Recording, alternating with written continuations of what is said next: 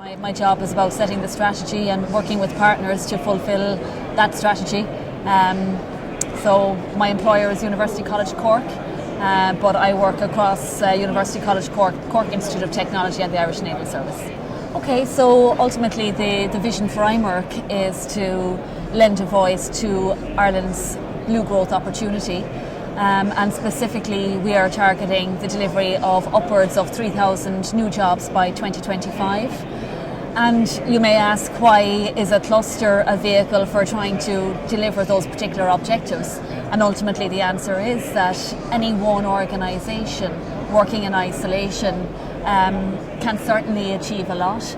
But when you join the dots between various organisations, whether they're academia, naval or industry partners, as well as government partners, the opportunity to drive synergies and to get to where you want to be more quickly and more effectively is realised. So the cluster mechanism is such an important vehicle for us to go beyond what any one institution might do or aspire to achieve on its own. Okay, so from the point of view of how the cluster has helped in relation to the grassroots from the bottom up, in the early stage of the IMERC story, the focus was very much on research and really providing the landscape in which research could thrive. So the cluster was very much focused on land and master plans and proposals for development in relation to research capability. The most recent focus now that is in place is on the enterprise dimension. So what we've set in train to help with the enterprise dimension are a couple of different initiatives with regards to supports for startups. We've launched what we believe is the world's first blue growth incubator, which is called the Entrepreneurship, and that is nested within the cluster as a space for founders and entrepreneurs to come and leverage what's on offer across the research, the training and the naval aspects of the cluster.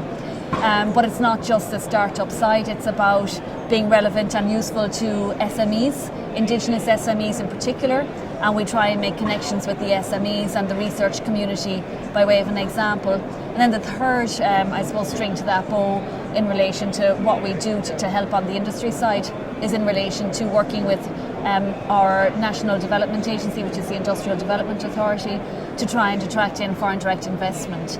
So we have a number of FDI, foreign direct investment clients working with us now.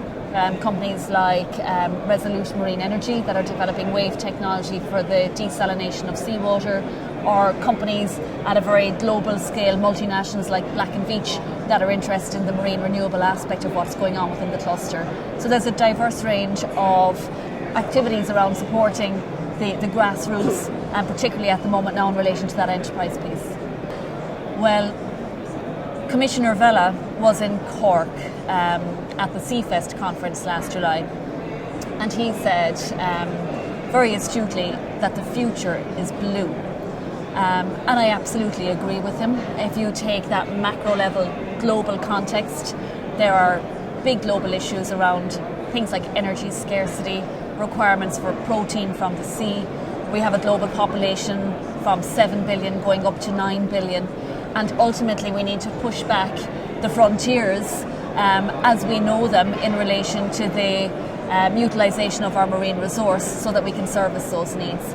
So clusters in that global context have a huge role to play, and the future is blue, and our blue voice is very, very important in terms of meeting the needs of society in the 21st century.